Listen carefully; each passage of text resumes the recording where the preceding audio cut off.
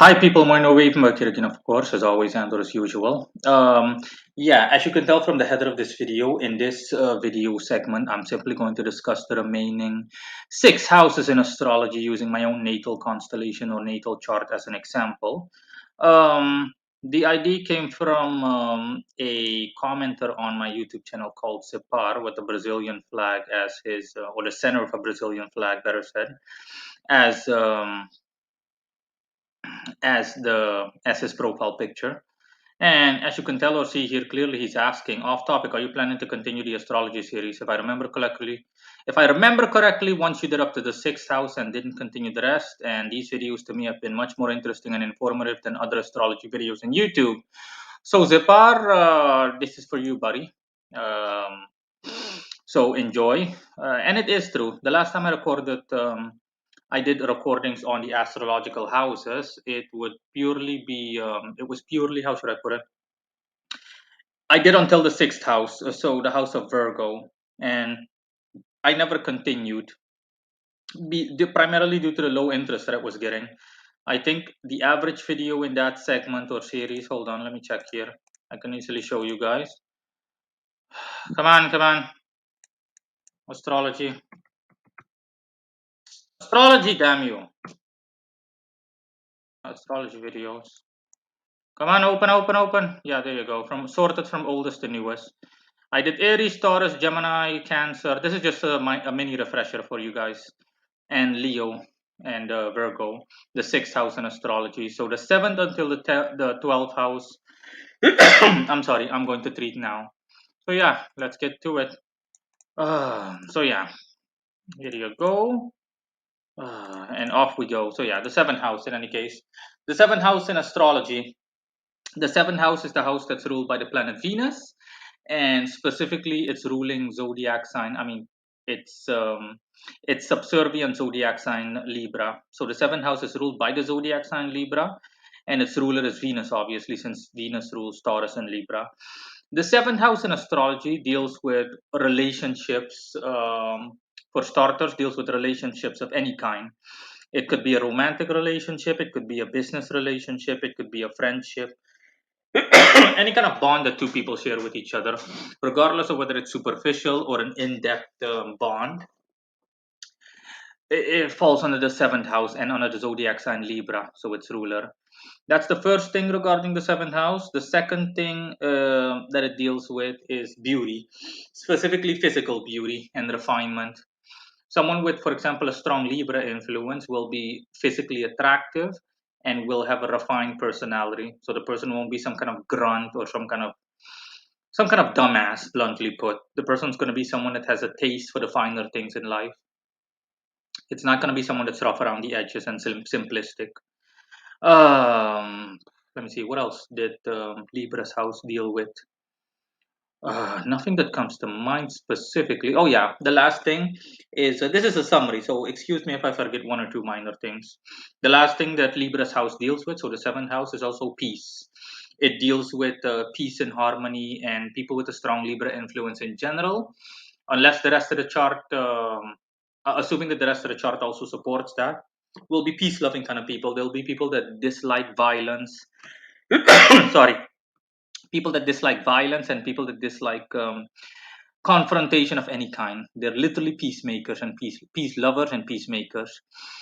As you can tell or see from the example, so my natal chart, the constellation I was born under, the pot of fortune is in Cancer in the seventh house. This simply stands for the fact, long story short, that success over the course of my life will come from associating with others and essentially helping them with their issues, which I'm already doing based on what I do for a living as well as overall. My what I do for a living is equals my way of life. So it's simply a reference to occultism specifically.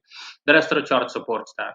Now, moving on to the eighth house. The eighth house ruled by Scorpio and its ruler Mars.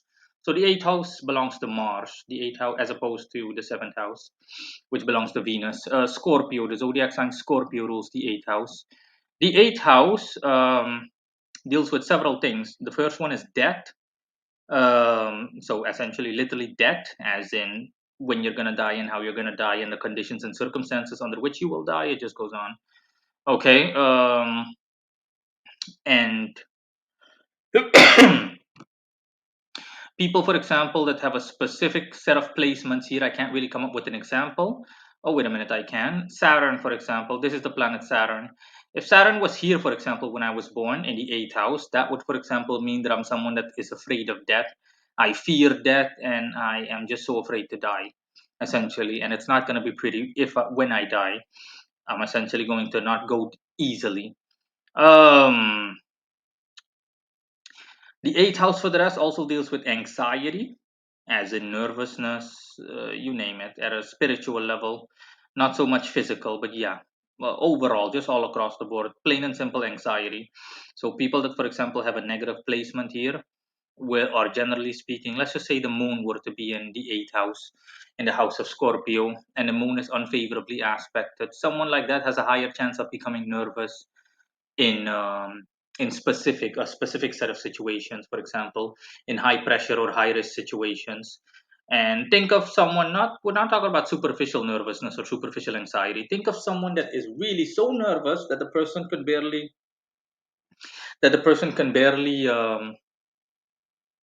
can barely move. Those kinds of people, the person literally can't even function. That's an example. For the rest, the eighth house also deals with coercion. Coercion simply means being forceful, as in forcefulness, doing things, being overbearing, forcing others to submit to your will, so to speak. And it just goes on and on and on. That's why Mars rules over it. The house of Scorpio is not a house for sissies, so to speak, lol.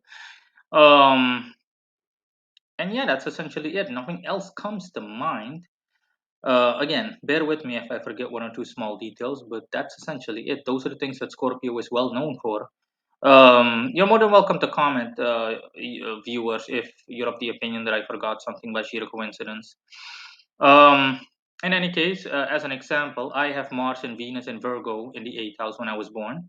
You can ignore the zodiac signs Virgo. The mere fact that Mars is here in the eighth house stands for the fact that I don't fear death.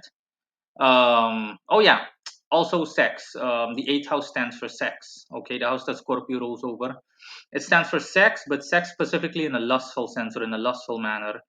So, me, for example, I have Mars here in the eighth house in Scorpio's house. Mars is in one of the strongest houses it can be in because it rules this house alongside the first house as well, ruled by Aries. And that simply means that I have a strong sex drive, which is correct. I mean, I really crave a lot of meat, so to speak. And it's purely about the lustful aspect. It's not about romance. So this is something that you really need to be weary of, okay, to not confuse the two. The eighth house deals with sex in a lustful manner, so purely lusting after someone, okay, in a sexual manner. The fifth house also deals with sex, but it deals with sex in a romantic manner. That's why, generally speaking, the zodiac sign Leo, which rules over the fifth house, deals with romance and romantic affairs. I mean, the seventh house can also deal with that, the likes of which I explained when I first started recording this video, but in a different manner. Again, I already explained that, so I'm not going to go into it. Um, and last but not least, the first house, even ruled by Aries, also deals with sex, but in a very unpleasant manner. Generally speaking, if Aries denotes any kind of sexual activity whatsoever, then it will be sexual activity in a violent, very violent manner, to the point where it is just outright abuse. Rape, for example, is an example of Aries. Aries' involvement in sex. Someone getting violated sexually falls under Aries. It falls neither under neither under Leo as well as under Scorpio, and the houses that they rule over. So yeah, that's what Mars means in general. It also stands for the fact that I can be overbearing and that I have a strong drive to accomplish goals. I am very determined and whatnot. I'm very perseverance. I have a tremendous level of perseverance. I mean, Venus being here stands for the fact that I can also be passive as opposed to Mars being active. That's also why they're conjunct. They're next to each other. Ignore the fact that Venus is in Virgo. Venus in the eighth house simply stands for the same things I said, but in a different manner. It simply stands for the fact that I'm passionate about all the things that that the eighth house stands for.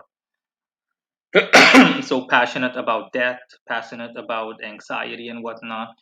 And um, and the fact that the conjunct stands for a passive aggressive kind of attitude that I have, I can switch it on and off regarding eighth house related matters, so anxiety and whatnot. All of this is correct. Back in the day, my natural God given personality trait made it so that I was anxious in certain situations. I was anxious, as in super anxious. I literally almost wanted to like crap my pants. And in other situations, I was the exact opposite. That's simply Mars and Venus at work, so to speak. I switch between passiveness and aggressiveness regarding eighth house matters. In any case, moving on to the ninth house. The ninth house is ruled by the planet Jupiter, and the specific zodiac sign that rules over the ninth house is Sagittarius. Now, Sagittarius deals with a lot of things. Sagittarius deals with political affairs, it deals with subjects of a higher educational nature. Think of college related subjects, anything that doesn't. Anything that requires you to go the extra couple of miles when it comes to intellectual pursuits. Sagittarius's house, the ninth house, deals with abundance, so everything in near excess. So everything in near excess, just in plain abundance. Okay, having a lot of everything. It deals with it deals with. Let me see, what else does it deal with? The ninth house deals with large animals as well. Think of cattle, think of horses, cows, yeah, any kind of big animal. Okay, predatory animals, lions, tigers. That all falls under the ninth house, as opposed to the sixth house, which deals with small animals like pets and whatnot. That's fitting since the sixth house is ruled by the planet Mercury. It's no coincidence that Jupiter rules this, obviously, as well, because those are also the things that Jupiter is known for. Let me see. Nothing else comes to mind. Oh, yeah, the last thing that comes to mind is foreign, just plain foreign connections and foreign lands and foreign locations. Foreign, as in being foreign to the subject person in this instance. For example, me, since this is my chart. And now let's discuss the examples. I have the Sun and Mercury in Libra um, in the ninth house. You ignore the fact that they're in Libra. Oh, yeah, the ninth house also deals with esotericism in general from a neutral general perspective. So, not occultism, just plain esotericism. Anything that has to do with esoterica, anything that has to do with the spiritual. Now, the Sun and Mercury are here. Ignore Libra, like I said. They're in the ninth house. Well, I think you can already connect the dots, viewer or viewers, when you're watching this. The fact that the Sun and Mercury are there and they're conjunct one another, so they're right next to each other, stands for the fact that my strongest trait and what I occupy myself with on a day-to-day basis and essentially across the span of my life is are all things that I mentioned earlier, all the things that Sagittarius' house, though the ninth house, everything that it stands for. The Sun being here as well as Mercury stands for the fact that I have an interest in all the stuff I mentioned, political affairs. I have an interest in esotericism. It essentially shows me where I shine since the Sun is there and the Sun is the strongest planet. So the Sun being here is, hypothetically speaking, all important. It stands for the fact that I have tremendous leadership capabilities in all of these areas, which all of which you're seeing play out for you when you look at me and my life overall. Um, it also shows that I have an interest in foreign countries. I have an interest in anything that is not known to me, essentially, anything of a foreign nature, a location that I haven't been to before. The whole concept of going on vacation and exploring foreign countries and foreign cultures, everything that is not known to me, okay? Everything that is non domestic to me, essentially. Everything of an external nature. Also the outdoors, that's also one of the things that the ninth house stands for. Almost forgot that. The outdoors, outdoor activities, everything, which is all of which is true. I like off-roading, I like venturing out into the outdoors. Literally, I like going into nature and deeply penetrating nature as deeply as I possibly can. um, for example, hunting would be another example. I would be an avid hunter if the whole question of firearms, attaining legal firearms legally and conveniently would be accessible to me, but unfortunately, for personal reasons, that's not the case. It's not worth the trouble, long story short.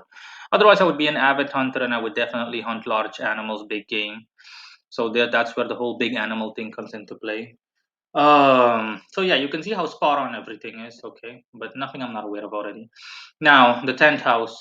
The 10th house is the house that the planet Saturn rules over, and the specific zodiac sign is Capricorn. Capricorn rules over the 10th house. Now, the 10th house deals with all authority figures. Everyone in society that, or everyone that you can view within on a global level or from a global perspective or vantage point, um, stands for that stands for an authority figure, falls under this house, the house that Capricorn rules over, the 10th house. So examples that I can give at a societal level are policemen, judges, teachers, essentially, although teachers would be more ninth house rather than 10th house, but it depends on the way you're looking at it. And from an authoritarian, yeah, from an authoritative perspective, or from an authoritarian perspective, then yeah, teachers would be an example in terms of the so-called power they wield. But based on knowledge, then yeah, it would be ninth house. In any case, you get the gist of it. Essentially, anyone that is boss, or that is the boss, better said, in their respective fields, falls under the 10th house. That's what Capricorn's house stands for. Any person that deals with, think of a judge, for example, that calls the shots. The judge is the one issuing the verdict. A policeman is the one that polices society, and that essentially barks orders at citizens and whatnot. Think of military personnel, anyone that finds themselves in a position where they have others beneath them. The CEO of a company is another example, even the supervisor. Anyone that essentially has people under them or elements under them, and essentially influences that. That's what the 10th house deals with. The 10th house also deals with ambition. It deals with being ambitious and having large scale objectives in terms of, simply on a grand scale, having goals and dreams on a grand scale, tremendous levels of grandeur. Sorry for my slight little cough. It's still not completely gone. Annoying thing. In any case, I have Pluto there in Scorpio in the 10th house. Ignore the south node. This is the south node. This is the north node. Just ignore it. Ignore the fact that Pluto is in Scorpio as well. Now, Pluto is an example in the 10th house. Pluto in the 10th house stands for the fact that I have a tremendously strong drive to accomplish goals. Um, and let me see. Yeah, that's essentially it. That's the only thing that Pluto really indicates. And I'm also that I'm capable of influencing people on a global level, essentially, um, and that I influence their lives up to a considerable extent, being who I am and doing what I do. All of which is true, of course.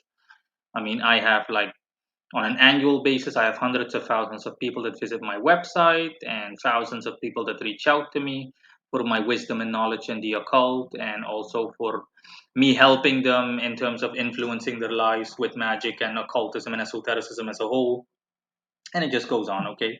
I'm not boasting for myself here, but the entire world knows me. I'm essentially the guy you go to for anything occult related. I'm not the only guy, but I'm the main guy, the head guy, dare I say so. Pluto indicates all of that, and you can see how accurate it is. Okay, referring to what I said earlier about Pluto, essentially there meaning that I have a strong drive to accomplish goals, all of which is true. I already said that Mars already indicated that, and Venus up to a lesser extent, and Pluto only further supports that.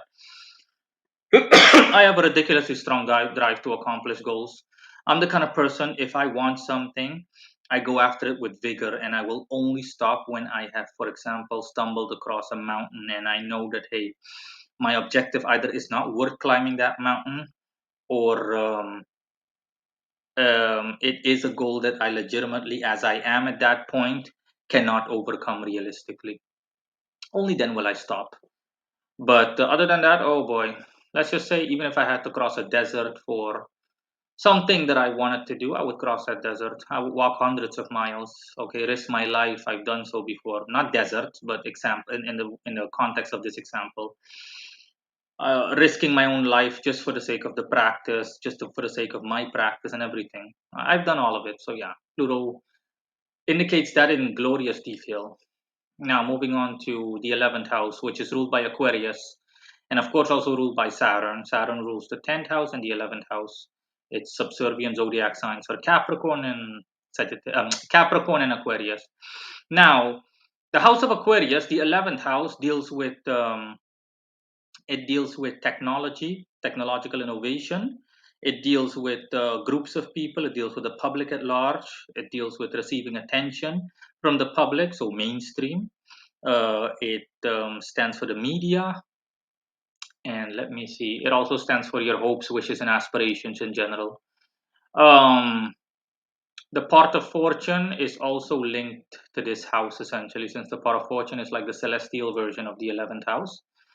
Um, and the modern ruler of this house, Saturn, is the traditional ruler. The modern ruler is Uranus. Um, in any case, yeah, the house of Aquarius, the 11th house, is short. There's not a lot I can say about that. I have Saturn there and Uranus. This is a great example. Saturn being there, of course, has always ignored their zodiac signs. Just work plainly with the fact that Saturn is there and Uranus is also there. Saturn in the 11th house stands for the fact that I have a fear of the public in general, specifically showing myself to the public or being exposed to the public. And yeah, that is true. My God given personality was of such a nature.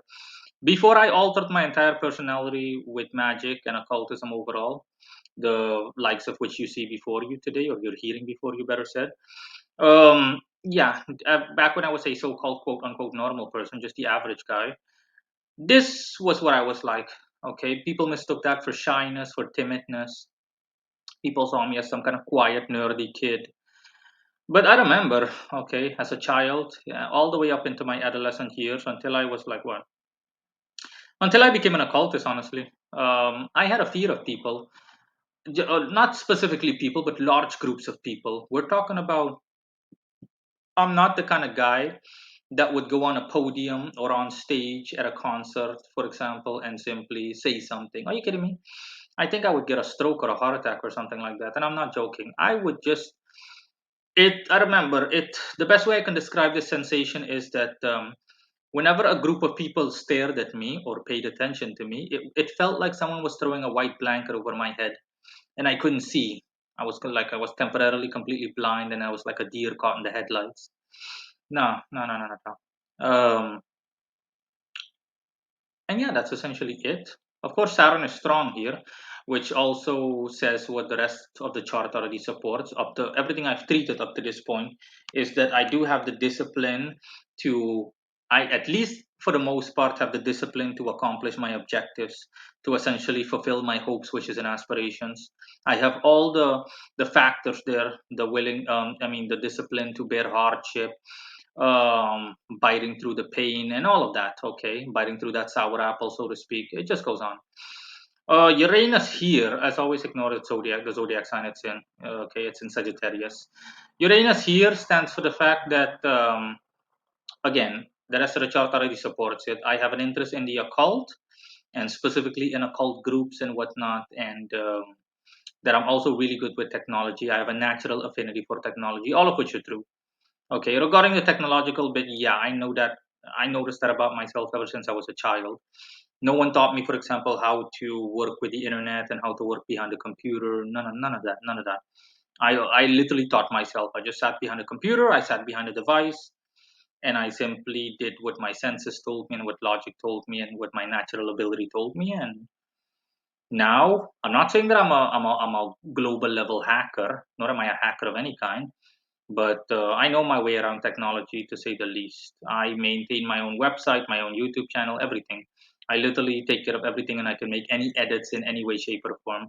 I'm not a developer because I don't need to go that far by my own standards, but I can easily maintain multiple accounts in detail based on just natural ability. That's what this stands for. Um, Not without any kind of prior knowledge. I just know what to do because it naturally comes to me. Okay, ergo, I have the natural ability, just like Uranus says. Another interesting I need to bring up is that Jupiter also supports that heavily. Okay, remember Jupiter rules Sagittarius, and Jupiter in general stands for abundance. So Where Jupiter was when I was born indicates where there's going to be a lot of it. And Jupiter is an Aquarius, so it means that there's a lot of technological affinity. It further supports what Uranus says.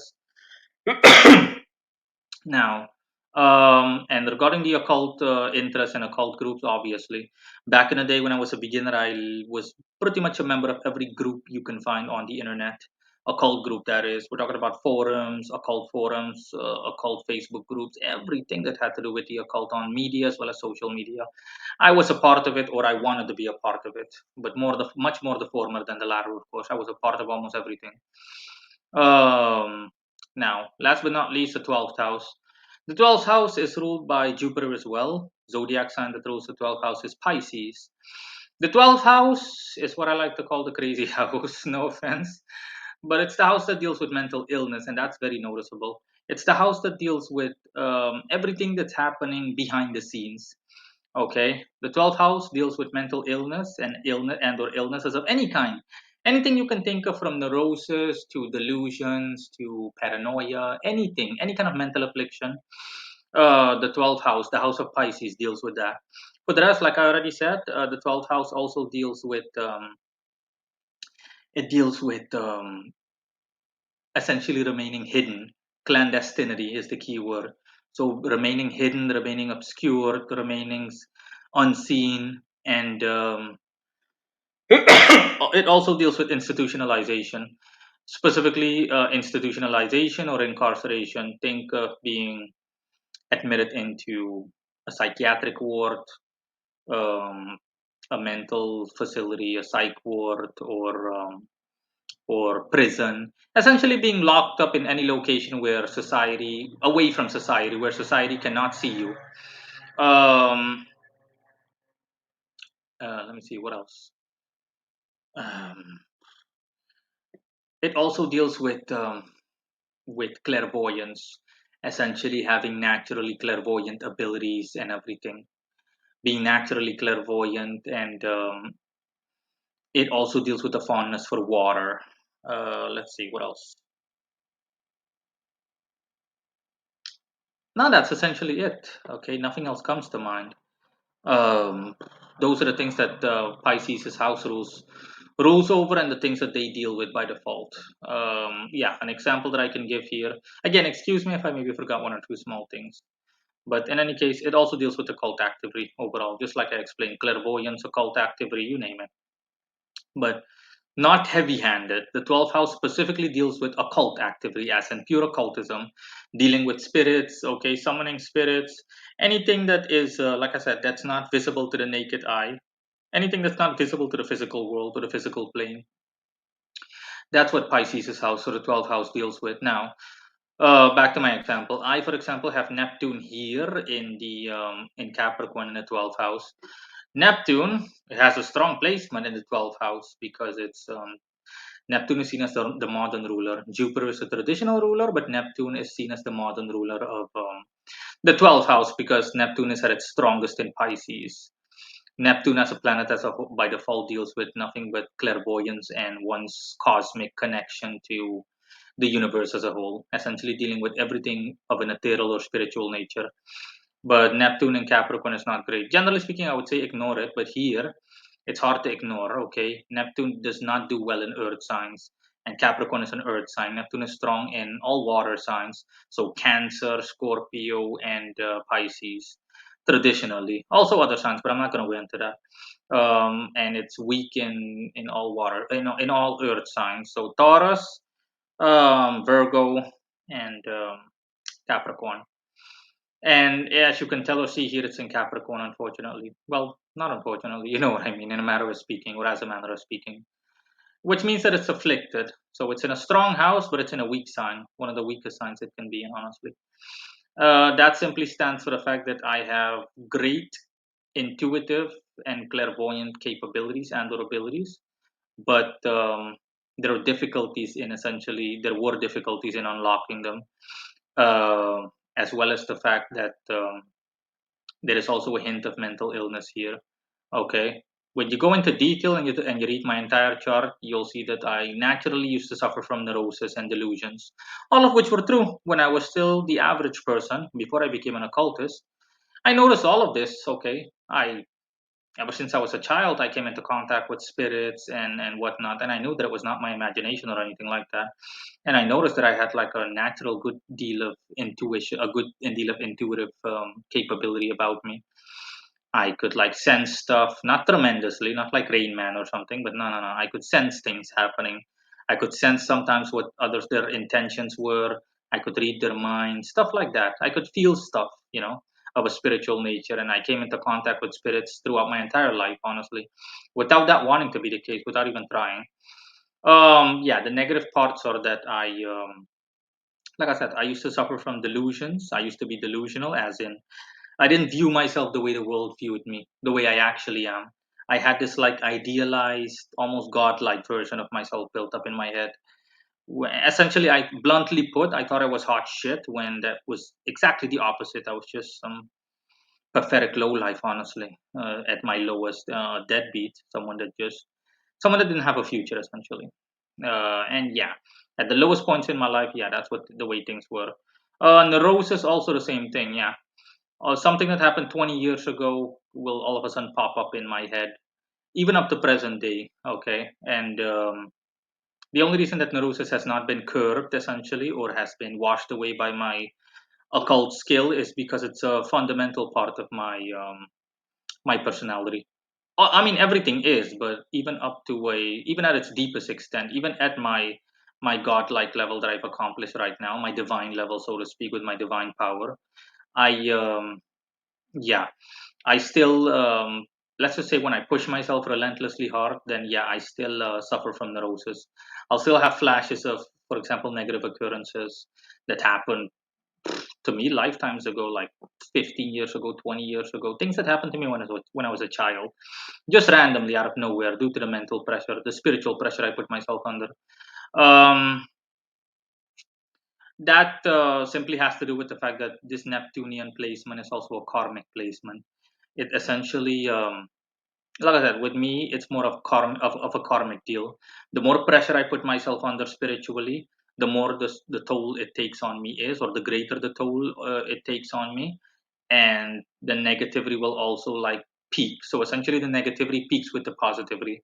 The stronger I get, and the more I push myself relentlessly, let's just say I completely go nuts on a day and I do 101 readings or 1,000 readings, you name it, then yeah, neurosis will start increasing as well because I am putting a tremendous strain on myself spiritually, and yeah, that's essentially it.